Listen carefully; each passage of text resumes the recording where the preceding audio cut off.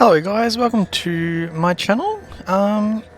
If you've been having controller issues in this game, like this for example, where the keyboard keeps coming up no matter what you do, every time you try and do something, or if you're trying to use special skills and it just won't work, as you can see it keeps popping up here.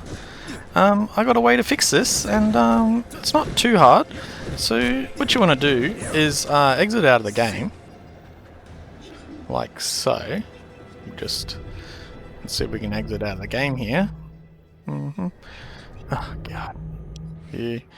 Turn the title screen.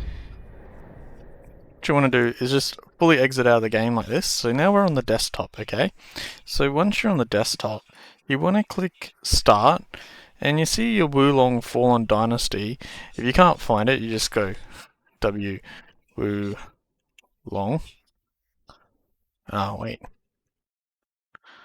there it is.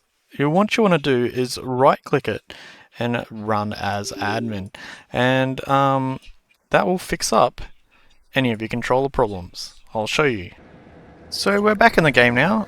Now once I click the button once, now I can spam it as many times as I want, and it's not popping up every second of the day, and I can now do all my skills without like any weird things happening.